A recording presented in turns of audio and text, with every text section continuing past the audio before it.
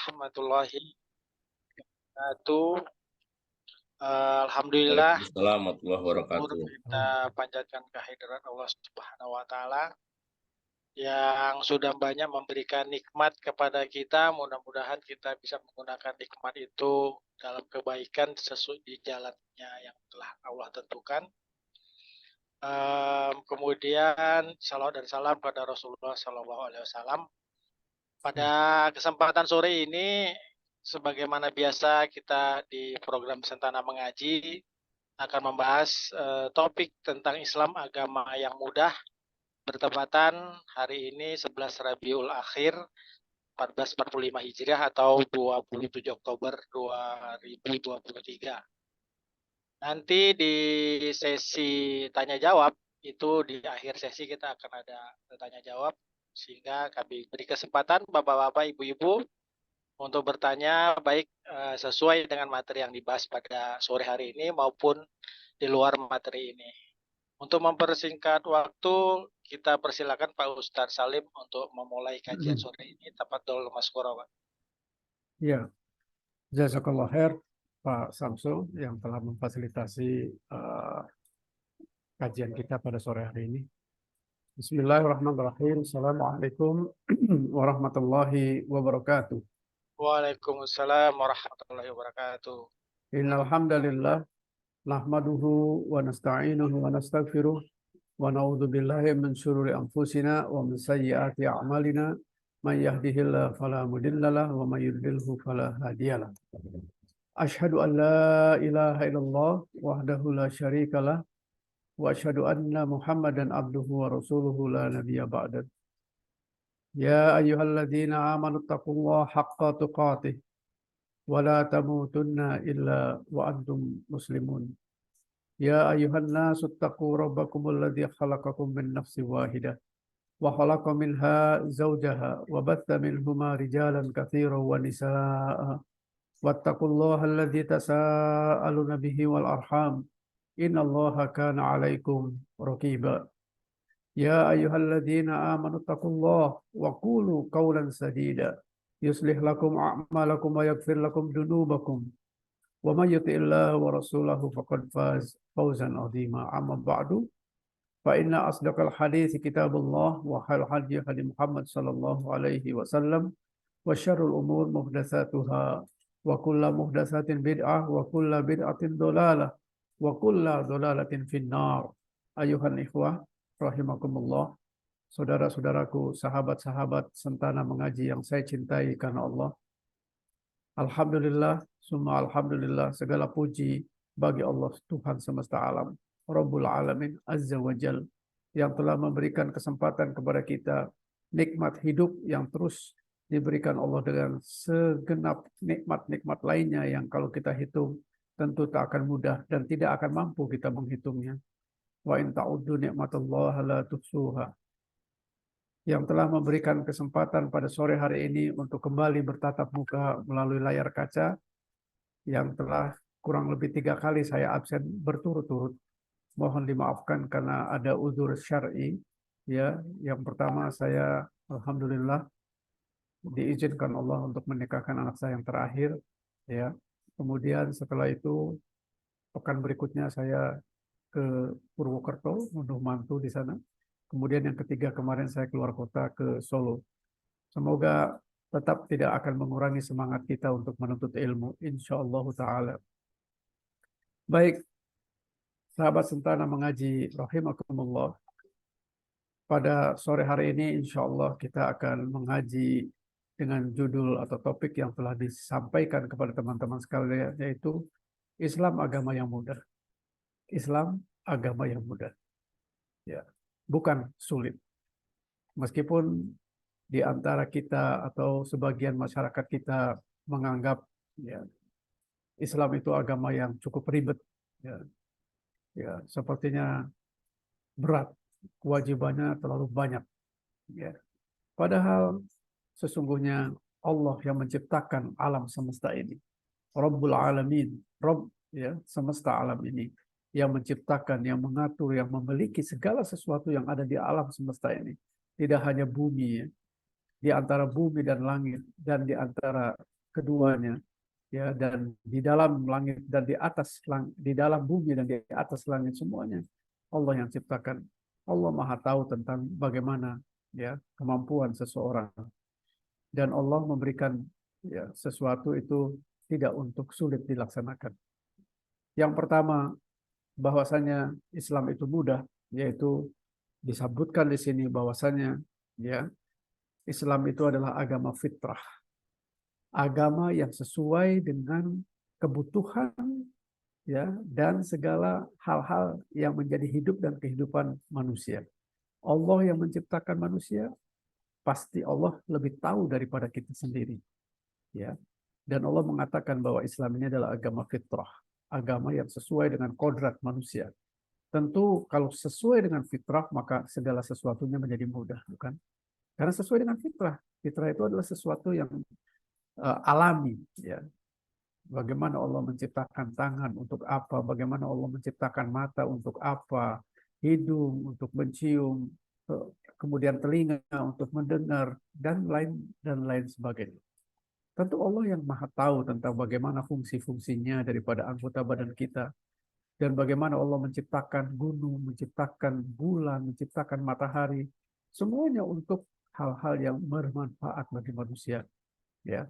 Allah menyediakan segala sesuatu yang bermanfaat untuk hidup dan kehidupan manusia, tumbuh-tumbuhan, binatang, semuanya untuk kemudahan manusia hidup dan kehidupan di dunia ini. Sahabat-sahabat Santana yang saya cintai karena Allah. Kemudian Allah mengutus nabinya sallallahu alaihi wasallam, wa ma arsalnaka illa rahmatan lil alamin. Allah mengutus nabinya Muhammad sallallahu alaihi wasallam sebagai rahmat bagi alam semesta. Rahmat itu adalah sebuah hal yang merupakan dalam bahasa yang secara umum itu merupakan kebaikan dalam kebaikan. Ya, rahmat sebagai suatu nikmat yang banyak yang Allah berikan. Dengan diutusnya Nabi SAW, maka segala sesuatu menjadi lebih baik dari nabi-nabi dan rasul sebelumnya. Kita ketahui, ya, di antara kisah atau riwayat yang Nabi SAW jelaskan dalam beberapa, antara lain, ya, umatnya Nabi Musa alaihissalam, ya, itu betapa, ya, dibandingkan dengan kita itu jauh lebih mudah umat Nabi Muhammad SAW. Padahal yang diturunkan juga merupakan hal-hal yang berasal dari berasal dari Allah Subhanahu wa taala, Allah yang satu, ya. Agama samawi, ya, diturunkan melalui Taurat, melalui Injil, melalui Zabur, dan melalui suhuf-suhuf lainnya, suhuf Ibrahim dan lain sebagainya. Bersumber dari yang satu, tetapi syariatnya bisa berbeda. Dan nabi-nabi serta rasul yang sebelum Nabi Muhammad SAW itu untuk umat tertentu dan dengan syariat tertentu pula. Nah, jika dibandingkan, saudaraku yang saya cintai karena Allah, maka syariat-syariat yang dulu itu jauh lebih sulit daripada syariat yang dibebankan kepada umat Nabi Muhammad SAW. Sebagai contoh, ya, sebagai contoh saja, ya. Sebagai contoh, apabila, ya, ada najis, ya, maka untuk umat Nabi Musa alaihissalam itu mesti dipotong kainnya. Kita cukup dibersihkan dengan, ya, air atau apa yang memang disyariatkan. Kemudian kalau mereka bertaubat, ya, umat Nabi Musa alaihissalam, ya, mereka saling membunuh, ya, mereka dibunuh atau membunuh dirinya sendiri. Itu taubat cara mereka, dan itu syariat. Ya. Kemudian gonimah tidak untuk dibagi-bagi, tetapi itu diperuntukkan untuk Allah dengan cara menimbunnya, kemudian apabila kilat menyambar maka terbakar, maka itu gonimah itu adalah diterima dan sebagainya. Kita boleh dibagi-bagi, ya, dan banyak lain, bahwa umat Nabi Muhammad SAW diberikan bahwa semua bumi boleh menjadi masjid, tempat untuk bersujud, suci. Zaman mereka tentu tidak. Dan sekian banyak lagi kesulitan-kesulitan yang lain. Dan itu tidak dibebankan kepada umat ini, kepada umat Nabi SAW. Jadi banyak kemudahan, ya, dibandingkan dengan syariat-syariat agama samawi sebelumnya, ya. Baik itu Taurat, ya, yang merupakan agamanya kaum Yahudi, ya. Kemudian Injil agamanya kaum Nasrani, ya, itu semuanya tidak lebih mudah ya, atau lebih sulit dibanding dengan agama kita. Saudaraku yang saya cintai karena Allah. Kemudian Allah juga menurunkan Al-Quranul Karim. Sebagai apa? Sebagai way of life. Bayangkan kalau kita tidak mempunyai petunjuk, kita tidak mempunyai pedoman hidup, maka bagaimana jadinya? Sementara kita sadari bahwa hidup di muka bumi ini tentu penuh dengan hal-hal yang banyak yang tidak kita ketahui. Banyak hal-hal yang perlu bimbingan dan petunjuk dari Allah Subhanahu wa Ta'ala, pencipta alam semesta ini. Maka Allah memberikan Al-Quran sebagai pedoman hidup, sebagai petunjuk arah. Ya. Tidak hanya untuk keselamatan dan kebahagiaan di muka bumi ini atau di dunia ini, tapi sampai bahkan ke akhirat kelak. Barang siapa yang dapat memahami dan menjalankan, mengamalkan Al-Quran ini, maka dia akan dijamin keselamatannya. Ya, baik di muka bumi ini, di dunia ini, maupun sampai di akhirat kelak. Dan akan dimasukkan ke dalam surga. Ya, Jannatul Naim. Itulah yang dijanjikan Allah Subhanahu wa Ta'ala. Maka betapa banyak kemudahan-kemudahan yang Allah berikan kepada kaum ini, kepada umat Nabi Sallallahu Alaihi Wasallam. Saudaraku yang saya cintai karena Allah, ada lagi ya, salah satu yang membuat kita lebih yakin bahwasanya Allah menurunkan Al-Quran ini ya, dan agama ini sudah sempurna, yaitu surat Thaha ayat 2 sampai 4, yang artinya ya, ma a'udzubillahi minasyaitonir rajim, ma anzalna 'alaikal qur'ana litashqa illa tazkiratan liman yakhsha tanzilam mimman khalaqal arda was samawati watil ula. Artinya, kami tidak menurunkan Al-Quran ini kepadamu ya Muhammad agar engkau menjadi susah. Ini Allah yang mengatakan. Ya, Quran itu diberikan bukan menjadi ribet, enggak gitu ya. Tidak menjadi sesuatu yang merepotkan, tidak. Allah yang mengatakan, aku turunkan Al-Quran ini ya Muhammad dengan tidak bermaksud menjadikan kalian susah. Ya, melainkan sebagai peringatan bagi orang yang takut kepada Allah, diturunkan dari Allah yang maha tinggi, ya, yang menciptakan bumi dan langit yang tinggi. Jadi ini suatu statement, suatu pernyataan yang Allah berikan kepada kita semuanya sebagai umat akhir zaman kepada Nabi SAW dengan umatnya ini. Jadi Al-Quran itu jangan sekali-kali dimaknai sebagai sesuatu yang menyulitkan kita, tidak. Karena Allah Rabbul Alamin yang menciptakan alam semesta ini yang mengatakan bahwa Al-Quran itu adalah sesuatu yang mudah, tidak menjadikan sulit. Ya. Bahkan kita ketahui ya, untuk kitab suci yang bisa dihafal oleh jutaan manusia hanya Al-Quran. Ya. Saya teringat pada waktu datang mubalik ya, Dr. Naik siapa namanya? Zahir Naik ya, yang waktu itu di Indonesia juga di beberapa tempat ya, beliau berdakwah mengatakan bahwa tidak satupun ya, baik pendeta, rohib dan lain sebagainya yang bisa hafal dengan Injil, Bible, nggak ada. Karena begitu banyak ragam ya. Tidak seperti Al-Quran satu, bahasa Arab autentik, tidak ada yang berubah, bahkan sampai titiknya tidak ada berubah. Dan itu mudah dihafal. Kita tahu sekarang ya, anak-anak Indonesia saja ada yang 6 tahun, bahkan kurang dari itu sudah hafal Al-Quran. Artinya kalau sulit, mungkin tidak mungkin gitu. Pasti karena mudah dan memang ya mendapatkan ya hidayah dari Allah, taufik, maka Al-Quran bisa dihafal, bayangkan. Al-Quran yang ada sekitar 6 ribuan ayat itu bisa dihafal. Dan ternyata mampu gitu ya. Jadi tidak sulit. Itu dari sisi hafalan. Kemudian dari sisi syariat.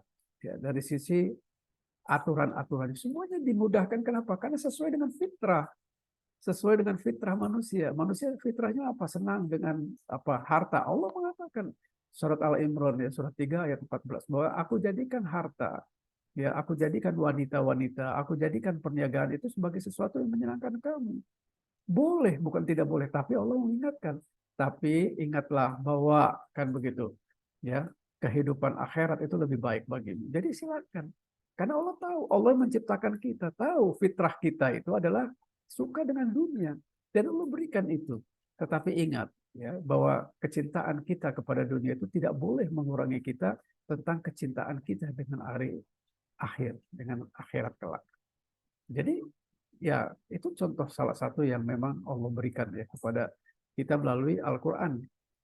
Kemudian sebagai contoh kemudahan lainnya ya, misalnya saja kita menuntut ilmu syar'i, belajar Al-Quran dan As-Sunnah menurut pemahaman salafus saleh adalah mudah. Benar apa tidak mudah? Allah memberikan waktu 24 jam ya. 24 jam atau kalau nggak salah 1440 menit kira-kira gitu. Nah itu kita hanya memerlukan paling kalau seperti kalau teman-teman hanya mengikuti kajian 1 Jumat sekali, berarti kan sepekan hanya sekali. Ya. Padahal waktu kita begitu banyak, artinya mudah. Kalau kita mau sangat mudah ya untuk bisa mengkaji ilmu-ilmu Allah melalui apa? Kajian-kajian. Ya, melalui ustadz-ustadz atau melalui media sosial lainnya, melalui YouTube, apa saja bisa kita manfaatkan waktu kita. Bayangkan ya. Demikian juga apalagi kewajiban yang agung, yang maha agung, yaitu sholat, di mana Nabi SAW ya di mi'rajkan, tidak melalui Jibril. Tidak sholat itu kecuali langsung Allah yang memerintahkan untuk sholat. Kewajiban yang agung itu saja, yang 5 kali dalam satu hari yang wajib ya, di luar yang sunnah.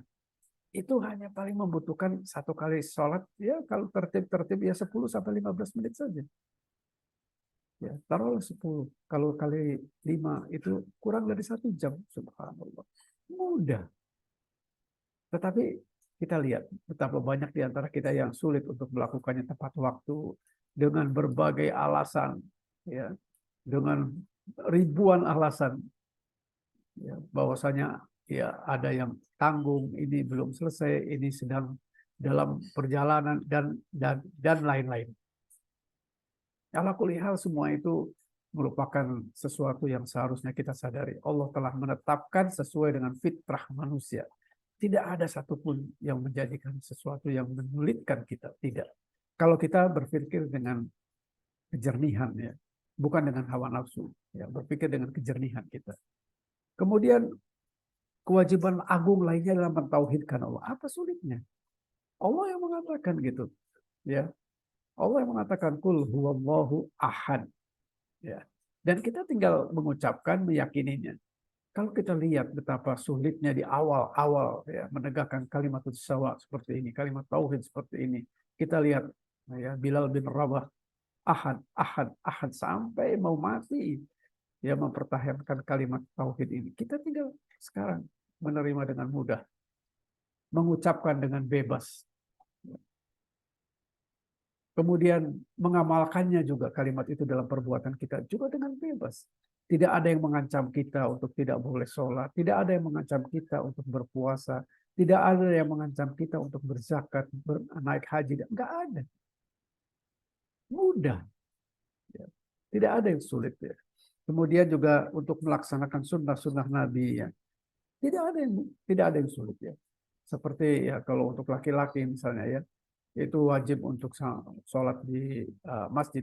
Ribuan masjid di sekitar kita, bukannya tidak ada masjid.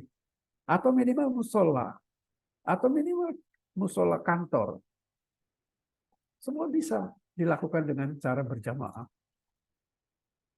Ya, tidak ada yang sulit.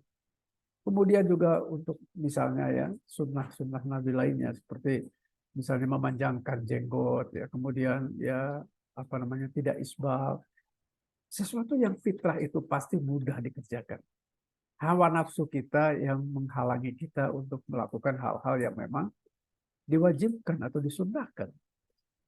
Nah, ini adalah masalah dari dalam diri kita sendiri ya.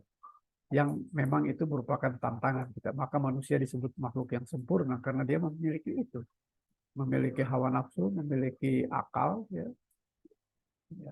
Dan keduanya yang saling tarik-menarik ya. Nah, tetapi kita memang dibekali ilmu ya. Dan ilmu itu yang akan lebih menguatkan kita ya, keimanan kita, keyakinan kita bahwa kita harus berada di jalan yang hak dan menjauhkan diri dari jalan yang batil. Banyak lagi yang lain ya. Kemudian masalah sholat saja ya, sholat 5 waktu sudahlah hanya kurang dari 1 jam jumlah waktunya. Kemudian kalau sedang sakit pun diberikan keringanan. Sholatnya tidak perlu berdiri, cukup duduk. Duduk nggak bisa ia berbaring, dan sebagainya. Kemudian bagi yang sedang bersafar, diberi lagi keringanan. Diberikan jamak, bahkan jamak kosor lagi. Sudah disatukan, diringkas lagi. Demikian berpuasa, sama. Diberikan keringanan bagi yang sakit, ya, kemudian bagi yang menyusui, bagi yang safar, semua keringanan dan keringanan. Dan yang paling utama, Allah telah berjanji, la yukallifullahu nafsan illa wus'aha.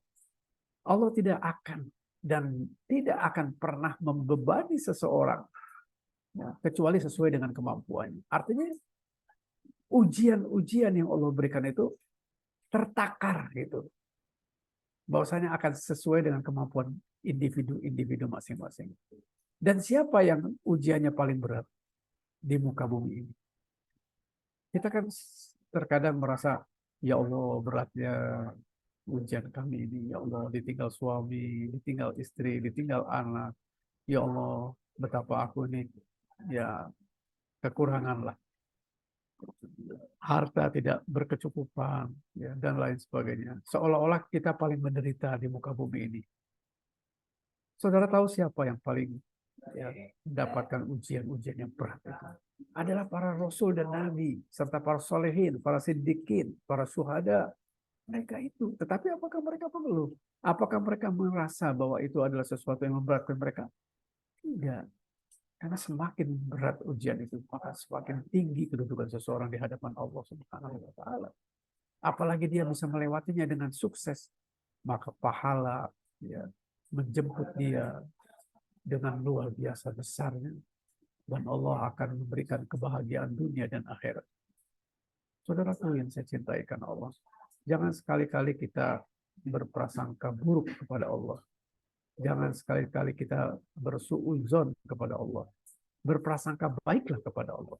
Berprasangka baiklah kepada Allah. Ya, karena kalau kita, ya, berprasangka jelek, ya, dengan suatu musibah, dengan suatu ujian, sehingga seolah-olah hidup ini semua serba sulit, mentok sana, mentok sini, bahkan ya kalau kita tidak punya iman yang kuat bisa jadi kita bunuh diri. Waliyadzubillah, ya, kita berlindung pada Allah jangan sampai seperti itu.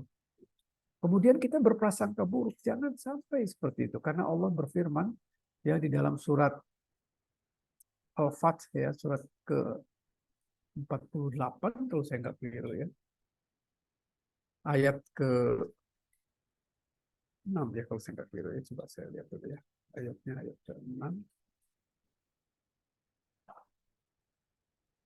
Nah, ini dia. Dia mengazab orang-orang munafik, laki-laki dan perempuan, dan juga orang-orang musyrik, laki-laki dan perempuan, yang mereka itu berprasangka buruk terhadap Allah. Mereka akan diazab, ya, dengan azab yang buruk, dan Allah murka kepada mereka, mengutuk mereka, dan menyediakan neraka jahanam bagi mereka. Dan neraka jahanam itu seburuk-buruk tempat kembali. Ya Rabb, kami berlindung kepadamu dari hal-hal yang demikian. Yaitu apa? Orang-orang yang berprasangka buruk kepada Allah itu tergolong dua. Yaitu kalau tidak dia munafik, dia tergolong orang-orang musyrik. Dan dua-duanya neraka. Dan nerakanya itu dia finnar, yang menjadi keraknya neraka. Bidarkil asfar. Keraknya neraka. Dan orang yang termasuk orang munafik dan orang yang musyrik. Nah, jadi jangan sampai kita berprasangka buruk kepada Allah hanya karena kita, ya, diberikan ujian, dan ujian itu sebuah hal yang niscaya, sebuah hal yang pasti. Alladzi khalaqal mauta wal hayata liyabluwakum ayyukum ahsanu amala. Ya, bahwa Allah menciptakan hidup dan mati itu untuk menguji kita semua. Ya, siapa di antara kita yang paling baik amalnya? Ya, paling baik amalnya ini kata Fudail bin Iyad, dia salah satu tabi'in, mengatakan yaitu yang paling ikhlas amalnya dan paling mengikuti contoh nabinya sallallahu alaihi wasallam. Itu amal yang paling baik, bukan yang paling banyak, tapi pendekatannya kepada quality, kepada kualitas, yaitu yang paling baik. Jadi saudaraku yang saya cintai karena Allah, jangan, ya, mudah kita mengatakan Islam ini ribet, sulit, ya, seolah-olah membelenggu, tidak ada freedom di dalam, tidak ada kebebasan. Kebebasan yang macam apa yang kita inginkan itu? Kebebasan macam apa? Kalau kita mengikuti fitrah kita, setiap kita, bahkan seorang ateis yang tidak mengakui Tuhan pun, kalau dia sedang kepepet, dia sedang menderita sesuatu, sakit misalnya, dia mengadahkan tangannya ke atas. Artinya dia tetap secara fitrah itu dia membutuhkan pertolongan yang maha kuasa. Nah, kita mengatakan yang maha kuasa itu Allah Subhanahu wa taala, yang maha tinggi, yang maha berkuasa atas segala sesuatu. Jadi fitrah manusia itu membutuhkan pertolongan Allah. Jadi ya, sebagaimana layaknya orang yang membutuhkan sesuatu, maka kita tentunya harus mengikuti ya apa-apa yang menjadi aturan orang yang akan atau zat yang akan menjadi penolong kita itu. Kalau tidak, siapa yang akan menolong kita? Jadi, saudaraku yang saya cintai karena Allah, ya, bahwasanya agama ini mudah. Ya. Agama Islam ini mudah. Bahkan satu saja, zakat misalnya. Zakat itu 2,5% zakat mal ya. 2,5% dan setahun sekali. Dan bagi orang-orang yang sudah dianggap mampu mengeluarkan zakat, yaitu setara dengan 85 atau 86 gram emas. Kalau sekarang itu 1 juta katakanlah emas itu, pada 1 tahun ya itu yang disebut haul 1 tahun. Nisab itu adalah besarannya. Pada 1 tahun dari Januari misalnya sampai ke Januari yang akan datang, apakah sisa uang kita itu masih sekitar 85 juta atau 86 gram atau 85 gram emas? Kalau iya, maka terkena berapa? 2,5% saja. Yang 97,5% punya kita. Jadi tidak ada yang memberatkan. Coba dibandingkan dengan Nasrani misalnya. Ada yang namanya perpuluhan, 10%. Tapi apakah kita boleh lebih dari 2,5%? Oh boleh saja, itu namanya sodako. Tetapi yang menjadi zakat, kewajiban zakat mal itu hanya 2,5%. Ini pun jarang atau bukan jarang. Sebagian dari kita menganggapnya berat. Di mana rasa syukur kita? Allah memberikan demikian banyak bagi kita. Kita ya itu hak orang lain di dalam harta kita yang menjadi zakat itu. Ya, itu untuk membersihkan harta kita. Karena ada hak orang lain. Kita nggak bisa dapat sekian banyak harta tanpa pertolongan orang lain. Kan udah digaji Pak? Iya, sudah digaji. Ya, tetapi Allah mengatakan ada hak orang lain di sana. Orang-orang yang berhak menerima zakat kita. Makanya disebut hak Allah. Hak Allah. 2,5% itu hak Allah yang dibagikan kepada orang-orang yang berhak. Yang ada 8 asnaf. Ya, dalam surat At-Taubah itu disebutkan siapa-siapa saja. Ya. Jadi Islam agama sempurna. Al-yawma akmaltu lakum dinakum wa atmamtu alaikum ni'mati wa raditu lakumul Islam dinan. Agama ini sempurna dan agama ini mudah. Tidak mungkin Allah yang menciptakan kita yang paling tahu tentang diri kita lalu memberikan sesuatu yang tidak mungkin dapat dilaksanakan. Tidak masuk akal ya. Secara ya common sense saja tidak mungkin itu. Ya. Jadi pastilah Allah memberikan jalan-jalan keluar yang bisa kita laksanakan. Siapapun kita, dengan derajat yang manapun kita. Ya. Karena Allah tidak akan menakar kecuali sesuai dengan kemampuan kita. Saudaraku yang saya cintai karena Allah. Ya. Kemudian di dalam surat Al-Baqarah juga secara jelas Allah mengatakan, Allah menghendaki kemudahan bagimu dan tidak menghendaki kesukaran bagimu. Allah yang memberikan statement ini, pernyataan ini. Ya. Allah tidak menghendaki kesukaran untuk kita. Bahkan Allah menghendaki kemudahan bagi kita. Ya. Dan statement Allah itu pasti. Innallaha la tukhliful mi'ad. Janji dan pernyataan Allah itu adalah sesuatu yang mutlak benar. Ya. Tidak perlu ada keraguan di dalam. Oleh karenanya maka di dalam hal kita menyikapi tentang kita berislam ini, jangan sekali-kali kita ya membebani taklif ya pada diri kita sendiri seolah-olah kita tidak mampu. Tidak, pasti kita mampu. Yang masalahnya itu adalah mungkin ya, adalah kemalasan, mungkin keengganan, mungkin karena syaitan menggandoli kita, ya masuk dari dua, yaitu jalan yang satu syubhat, yang satu syahwat, untuk tidak melakukan agama ini. Tetapi kalau kita senantiasa berlindung kepada Allah, a'udzubillahi minasyaitonirrajim, ya insya Allah Allah berikan kemudahan bagi kita. Dijauhkan kita dari ya godaan-godaan syaitan yang tertutup itu untuk apa? Untuk melaksanakan agama ini. Sehingga kita akan merasa mudah di dalam melaksanakan agama ini. Dan iman itu, saudaraku sekalian yang saya cintai karena Allah, yazid wa yanqus. Dia boleh naik dan boleh turun. Dia naik kalau kita taat kepada Allah dan dia turun manakala kita bermaksiat kepada Allah. Maka jagalah iman itu. Karena iman adalah kunci. Ya, kunci untuk bisa melaksanakan agama ini dengan sempurna. Menjadikan agama itu mudah karena kita punya iman. Bayangkan Abdurrahman bin Auf, ya, Suhaib Ar-Rumi dan sebagainya, meninggalkan harta yang banyak di Mekah ya, untuk hijrah. Kalau tidak ada iman, tentu dia tidak akan melakukan itu semua. Betapa sayangnya harta, betapa sayangnya ya perniagaan, betapa sayangnya dengan segala sesuatu termasuk keluarga yang ditinggalkannya. Tapi karena iman, halawatul iman, mereka sudah bisa merasakan manisnya iman. Maka mereka tinggalkan itu semua demi mencapai ya kebahagiaan yang hakiki yaitu bersama dengan Nabi-Nya Sallallahu Alaihi Wasallam. Dan ternyata di Madinah mereka juga kembali berjaya bahkan lebih daripada pada saat mereka di Mekah. Keimanan. Kita jaga iman kita. Kemudian teman-teman sekalian yang saya cintai karena Allah ya.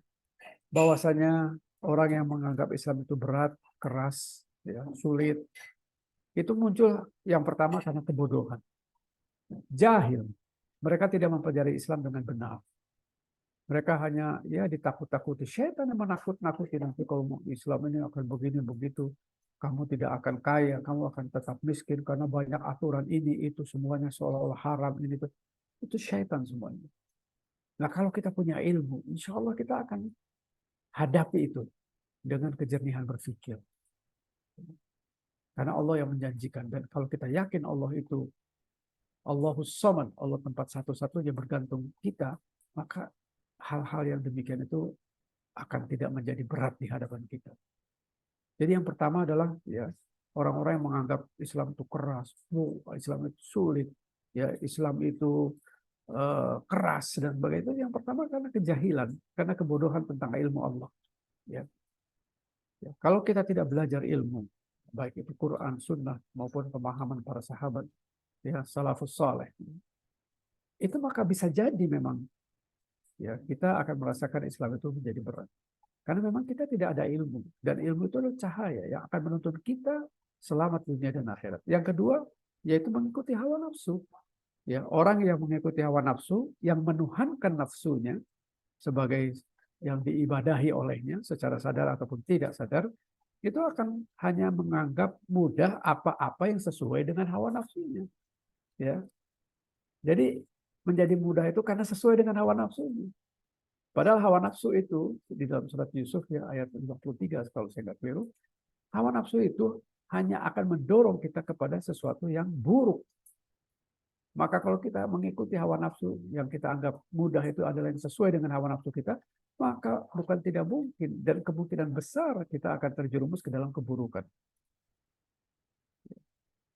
Keburukan itu identik dengan kemaksiatan dan kemaksiatan itu identik dengan sesuatu yang akan merugikan kita baik di dunia maupun di akhirat kelak. Kemudian yang ketiga, banyak berbuat dosa dan maksiat. Ya, justru dosa inilah yang akan menjadikan kita ya terhalangi untuk berbuat baik dan selalu merasa berat, bermalas-malasan ya untuk melakukan apa-apa yang diperintahkan Allah. Padahal seperti tadi, sholat apa susahnya? Hayyalah sholat. Kita segera mendatangi masjid dan pahalanya itu luar biasa. Setiap langkah kita ya itu dilipat gandakan kebaikannya. Kemudian dihapuskan sekian kali lipat juga kesalahan kita. Ya, dan diangkat derajat kita. Sudah sampai di sana pun kita sholat berapa kali Allah memberikan ya pahala 27 derajat sampai ada yang mengatakan 25 derajat. Allah Akbar. Padahal hanya 10 menit saja. Tetapi menjadikan kita malas, menjadikan itu berat karena hawa nafsu. Ya. Karena dosa dan maksiat yang menghalangi kita menjadi malas-malasan. Ditunda, ditunda, ditunda. Dan seterusnya sampai akhirnya lewat. Dan dosa yang paling besar itu adalah dosa meninggalkan sholat, saudara sekalian. Salah satu dosa besar yang paling besar adalah meninggalkan sholat. Dan syaitan luar biasa menggoda kita sampai kita seolah-olah ya begitu sibuknya tidak mempunyai waktu hanya 10 menit saja untuk sholat. Allahu Akbar, Allah musta'an. Kemudian yang keempat, ya, merasa berat karena mereka mengikuti agama nenek moyang. Kan kata leluhur kita begini dan begini. Itu sama persis dengan Quraisy. Sama persis dengan orang-orang yang di zaman Nabi SAW yang sulit sekali untuk berkata la ilaha illallah. Karena agama nenek moyang. Gitu. Sampai Abi Thalib aja, paman Nabi, ya, yang sangat mencintai Nabi, melindungi Nabi, tetap mati dalam kekafiran karena dia tidak mau mengatakan la ilaha illallah, tapi dia mengikuti apa-apa yang menjadi ininya daripada Abu Jahal, yaitu supaya mengikuti agama nenek moyang. Maka hati-hati ya, kita jangan sampai ya, apa namanya istilahnya mengikuti banyaknya orang. Belum tentu ya banyaknya orang itu merupakan apa namanya rujukan tentang kebenaran. Itu surat 6 ayat 119. Surat Al-An'am 116 yang mengatakan janganlah kalian mengikuti banyaknya orang tentang kebenaran, ukuran kebenaran itu. Karena banyak di antara mereka itu berdusta dan berprasangka-prasangka. Ya, padahal Allah Maha adil, wa tammat kalimatu rabbi sidqan wa adlan la mubaddila li kalimati wa huwas samiul alim. Itu surat 6 ayat 115 sebelum 116-nya itu. Yaitu bahwa Allah itu adalah Maha adil, ya. Kalimat-kalimatnya sudah sempurna, adil dan benar. Dan tidak akan ada perubahan apa-apa yang telah ditetapkan Allah. Sesungguhnya Allah ya Maha wa samiul alim, ya, yaitu Maha mendengar dan lagi Maha mengetahui. Jadi saudaraku yang saya cintai kan Allah.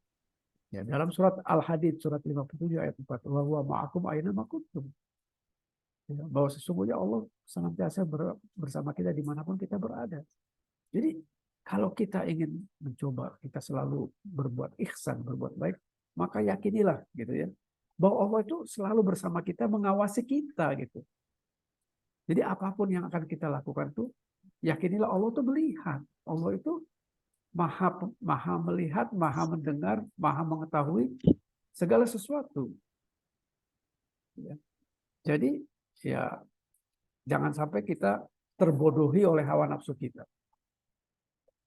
Ya, dan kawan-kawan sekalian yang saya cintai karena Allah ya, ada satu ini juga di sini Nabi SAW bersabda ya, yasirru wala tu'assiru wabashiru wala tunaffiru.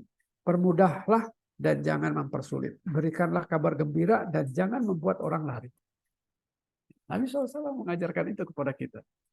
Ya. Jadi permudahlah, segala sesuatu dimudahkan. Jual beli mudahkan. Pimpinan dengan atasan, pimpinan dengan bawahan mudahkan. Jangan mempersulit. Ini agama ya. Jadi agama itu sesuatu yang menjadi way of life kita, pedoman hidup kita. Jangan justru kalau yang bisa dipermudah malah dipersulit gitu. Apalagi yang sudah sulit makin sulit itu. Permudahlah, berilah kabar gembira.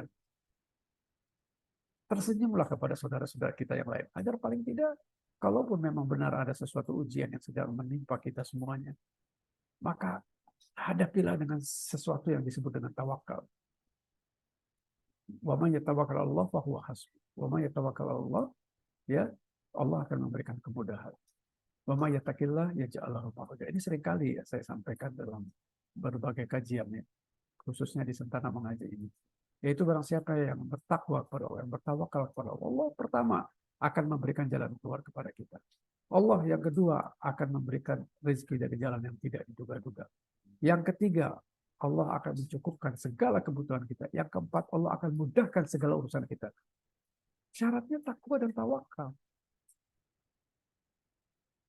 Salah satu bentuk ketakwaan itu adalah kita memudahkan, bukan mempersulit. Barang siapa yang memudahkan kesulitan orang lain, sesama muslim, maka Allah akan mudahkan maka Allah akan mudahkan hidupnya. Jadi saudaraku yang saya cintai karena Allah, barangkali itu saja ya yang menjadi pengantar diskusi kita. Apabila memang ada hal-hal yang perlu kita diskusikan, yakinilah bahwa Islam ini sempurna. Islam ini agama yang mudah. agama yang sesuai dengan fitrah, agama yang Allah telah menjanjikan la yukallifullahu nafsan illa usaha. Tidak ada sesuatu yang memberatkan kita di dunia ini kecuali sesuai kemampuan kita. Ya, kemampuan individu-individu kita tentu berbeda-beda satu orang dengan orang lain ya kemampuannya. Tetapi yakinilah Allah sudah menakar itu. Jadi kalau ada sesuatu yang menimpa kita, yakinilah kita mampu mengatasinya. Siapa yang bicara? Allah Subhanahu wa taala, yang Maha Tinggi, yang Maha Berkuasa atas segala sesuatu. Dan ini salah satu bentuk nikmat yang Allah berikan kepada manusia. Ya. Maka sudah selayaknya lah kita bersyukur. Dan salah satu dan yang paling utama rasa syukur itu adalah bagaimana kita senantiasa berusaha mendekatkan diri kita kepada Allah dengan yang bernama takwa itu. Yakinilah Islam itu begitu mudahnya. Banyak ayat-ayat yang tadi ya saya sampaikan, Al-Baqarah 185, surat Toha ya, dan lain sebagainya itu yang menyatakan bahwa Allah tidak bermaksud membuat sulit kalian. Bahkan Allah ingin sekali kalian itu mudah. Ya, dan Allah telah memberikan segala fasilitas, ya, sarana dan prasarana untuk kemudahan hidup manusia ini. Bayangkan, Allah menciptakan langit, bumi, ya, tumbuh-tumbuhan, binatang untuk kemudahan hidup manusia. Maka sudah selayaknya lah kita bersyukur kepada Allah. La in syakartum la azidanakum. Kalau kita bersyukur, Allah akan lipat gandakan nikmatnya. Tapi ingat, wala in kafartum inna azabi lasyadid. Ada gambar ya. Barang siapa yang ingkar, ya, mengingkari nikmat Allah, maka ingatlah azab Allah itulah sangat penting. Barakallahu fikum. Silakan Pak Samsul untuk dipandu soal jawab. Baik, jazakallah khair Pak Ustadz Salim yang sudah menjelaskan panjang lebar tentang agama Islam itu mudah. Enggak ada gambar ya. Mudah-mudahan kita menjadi umat Islam yang bersyukur, memanfaatkan kemudahan sehingga maksimal dalam beribadah. Baik, Bapak-bapak, Ibu-ibu, silakan yang sudah ingin atau sudah tersedia pertanyaan diajukan, kan mengajukan pertanyaan. Silakan di-unmute saja untuk mengajukan pertanyaannya. Silakan Bu Ewit nih kelihatannya. Silakan Bu Ewit. Silakan. Assalamualaikum warahmatullahi wabarakatuh Pak Ustadz. Waalaikumsalam warahmatullahi wabarakatuh. Apa kabar Bu Ewit, sehat? Nah, alhamdulillah sehat Pak Ustadz. Ya, silakan Ini, Bu. Pak Ustadz, ini pertanyaan saya mungkin nggak rumit-rumit banget, tapi agak prinsip juga ya. Saya tadi mendengarkan tadi ada zakat mal itu ada 8 yang berhak ya. Ya. Nah, itu antara lain itu fakir dan miskin. Fakir, Ya. miskin, dan ada 6 lagi. Antara fakir dan miskin itu saya agak kurang paham, tapi mudah-mudahan nggak keliru ya pemahaman saya. Fakir itu adalah orang yang tidak ada pekerjaan dan harta untuk memenuhi kebutuhan sehari-hari.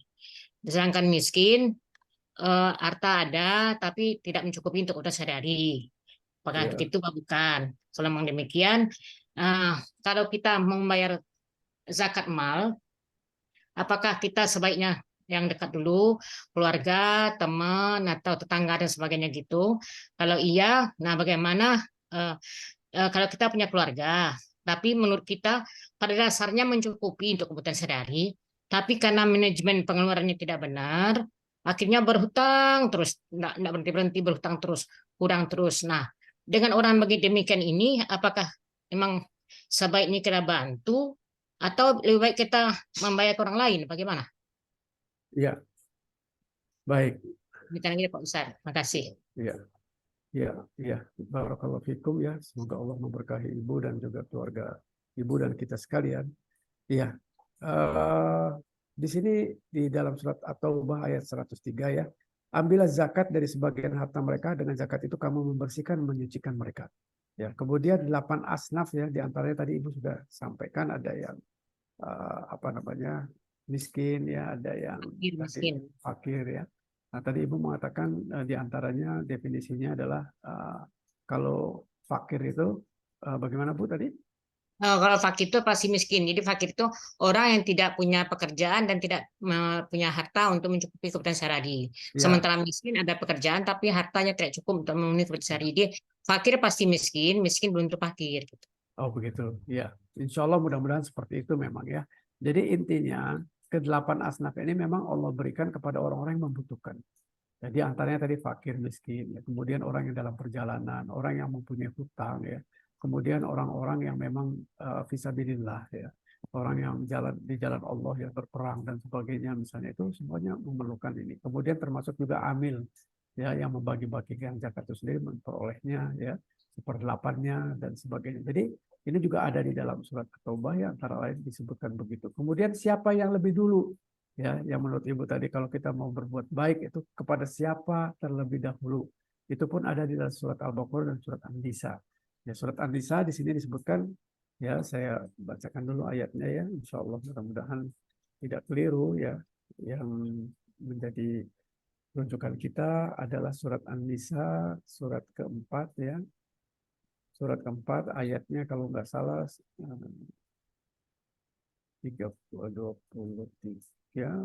atau berapa ini sebentar. Oh bukan, suratnya ke-30. Bentar ya Bu ya. Oke, surat An-Nisa, surat 4 ayat 36. Ya. Kewajiban seseorang itu pertama sembahlah Allah. Jangan mempersekutukannya. Lalu kalaupun kalian mau berbuat baik, yang pertama berbuat baiklah kepada kedua orang tua. Ini urutan Ibu ya. Kemudian berbuat baiklah kepada karib kerabat. Karib kerabat itu yang saudara-saudara itu kita. Saudara kandung, kakak, adik, paman, dan sebagainya. Kemudian anak-anak yatim, orang-orang miskin, tetangga dekat, tetangga jauh, teman sejawat, ibnu sabil, dan hamba sahaya yang kamu miliki. Itu. Dan Allah tidak menyukai orang yang sombong dan membangga-banggakan diri. Itu Pak, maaf Bu Ewit, itu surat An-Nisa ayat 36. Jadi kalau kita punya ya kelebihan harta, yang pertama kali kita ingat orang tua kita yang membesarkan kita. Ya. Kemudian setelah itu baru karib kerabat. Jangan ke masjid dulu sementara karib kerabat kita keleleran. Gitu. Tapi kewajiban pertama kita yang harus kita utamakan, kita dahulukan adalah kepada orang tua kita. Jangan sampai kita seolah-olah kemana-mana kita sodako sana sini, tapi orang tua kita melarat, orang tua kita kesulitan. Itu maaf Pak Ustadz, sekalipun orang tuanya punya kemampuan begitu. Iya, karena kewajiban kita itu tidak harus membuat kaya orang tua kita, tidak. Tapi berbuat baik. Berbuat baik itu ya pertama paling tidak kita silaturahmi. Ya, kalau kita mau memberikan sesuatu, orang tua kita juga senang meskipun mungkin tidak ada artinya. Gitu ya. Gitu. Gitu ya. Jadi insya Allah seperti itu Bu Ewit ya. Kalau urut-urutannya dilihat di 436. Surat 4 ayat 36. Oke, silakan ada yang lain. Ya, urutan tadi itu bukan hanya untuk sedekah ya, untuk zakat mal sama aja. Bagaimana Bu? Maaf. Bukan hanya untuk sedekah ya, untuk zakat mal sama aja. Zakat dan sodako. Zakat itu kan ada ketentuannya 2,5% kalau zakat mal. Kalau sodako kan nggak ada Bu, silakan bebas. Bebas saja ya. Ya, Ibu mau sodako seberapa banyak silakan saja. Yang saya niat ikhlas karena Allah itu yang utama. Dari sini tadi di sini Pak Ustadz. Misalkan saudara itu, saudara kita itu menurut perhitungan kita ya sepertinya nggak terlalu miskin, berkecukupan untuk memenuhi kebutuhan sehari-hari. Cuma karena manajemen pengeluarannya dunia sekarang ya, zaman sekarang, jadi kekurangan terus. Nah seperti itu apakah mana tuh? Iya tentunya lagi-lagi kita kan dianjurkan membantu kesulitan. Ya selama dia masih dalam posisi sulit, ya apakah karena cash flow-nya dia tidak bagus? Ya, betul. Karena selama dia sulit ya kita bantu saja gitu ya kan. Gitu. Wallahu a'lam. Oke ya. Ya, terima kasih Pak Ustadz. Ya, sama-sama. Silakan ada yang lain atau kelihatannya ada yang chatting itu. Dari kolom chat ini Pak. Silakan dibacakan aja. Izin bertanya Pak, bagaimana kita memaknai nikmat iman dan nikmat Islam, dan amalan apa yang harus umat Muslim jalankan untuk mensyukuri nikmat Islam dan nikmat iman tersebut? Ya tentu saja. Ya barakallahu fiik. Siapa yang bertanya nih? Tio ya, Mas Tio ya. Kita seperti tadi yang saya katakan, ya barang siapa ya yang beriman ya beramal soleh, maka itu akan dijamin bahagia. Surat 16 ayat 97 itu. Barang siapa laki-laki dan wanita yang mereka beriman dan beramal soleh, beriman, bertakwa dan beramal soleh, maka Allah akan jamin ya kebahagiaannya di dunia, bahkan di akhirat dia akan mendapatkan lebih daripada itu. Itu surat 16 ayat 97. Jadi bagaimana cara kita ya untuk bisa mensyukuri nikmat iman, nikmat Islam ya? Maka Ya kembali kepada kita bertakwa. Bertakwa itu artinya secara sederhana kan menjalankan perintah Allah dan menjauhi larangannya. Itu saja. Apa-apa saja yang menjadikan perintah Allah dan apa-apa saja yang menjadi larangan Allah. Nah, kita belajar yang namanya ilmu. Ilmu itu adalah qala Allah wa qala Rasul wa qala sahabah. Itu ilmu. Apa-apa yang Allah sampaikan dalam firman-Nya dalam kitab suci Al-Qur'anul Karim, apa-apa yang dipraktekkan oleh Nabi SAW sebagai penjelas daripada Al-Quran dan hal-hal lain yang disampaikan melalui nabinya, dan apa-apa yang difahami oleh para sahabat. Kenapa? Karena sahabat itu radhiyallahu anhum, orang-orang yang telah mendapatkan ridho dari Allah. Itu surat 9 ayat 100. Ikutilah mereka, maka kata Allah, kalian akan mendapatkan keridhoanku. Bukankah kita ya di dalam hidup ini mencari keridhaan Allah, mardhatillah, mencari keridhaan Allah, dan Allah akan berikan keridhaan itu kepada orang-orang yang bertakwa kepadanya, ya, dan menjalankan apa-apa yang menjadi contoh dari nabinya, karena Nabi SAW uswatun hasanah, dan apa yang difahami dipraktekkan oleh para sahabatnya, karena mereka adalah radhiyallahu anhum. Jadi tidak usah sulit-sulit ya, kalau kita mau merasakan nikmatnya iman, ikuti saja apa-apa yang menjadi kebiasaan para salafus saleh itu ya. Misalnya sholat tahajud, jangan ditinggalkan, puasa sunnah, jangan ditinggalkan. Apalagi yang wajib, tentu tidak boleh ditinggalkan. Ya, maka kita akan merasakan nikmatnya iman, ya, dekat, merasa nikmat dekatnya dengan Allah. Karena Allah, ya, kalau kita sudah dekat dengan Allah, tidak ada satupun yang kita takuti di muka bumi ini, apapun itu. Apakah kemiskinan, apakah kesulitan, nggak akan ada. Kenapa? Karena Allah dekat dengan kita. Ya, yang tadi saya katakan bahwa ma'akum aina ma kuntum, dimanapun kita berada Allah bersama kita. Bukan zat Allah ya, tetapi ilmu Allah, apa-apa yang menjadi kerahmatan Allah itu, keberkahan Allah itu dekat dengan kita. Ya. Maka saudaraku yang saya cintai karena Allah, sekali lagi saya menghimbau pada diri saya sendiri dan juga kepada teman-teman semuanya, ayo kita senantiasa mencoba dan terus mencoba untuk dekat dengan Allah. Karena Allah maha segalanya. Allah yang memberikan rezeki kepada kita, Allah yang memberikan hidup kepada kita, Allah yang membuat kita sehat walafiat seperti sekarang. Maka bagaimana mungkin kita tidak bersyukur kepada Zat yang memberikan itu semua? Kita kepada tetangga kita saja, atasan kita saja, kita berterima kasih kalau mereka sudah membantu kita. Ini Allah yang menciptakan tetangga, yang menciptakan atasan kita, dan yang menciptakan segala apa yang ada di muka bumi dan di langit ini, dan yang di antara keduanya, yang memberikan kita hidup, ya, yang menjanjikan kita surga. Lalu kita lupa dengan berterima kasih kepadanya, dengan tidak bersyukur.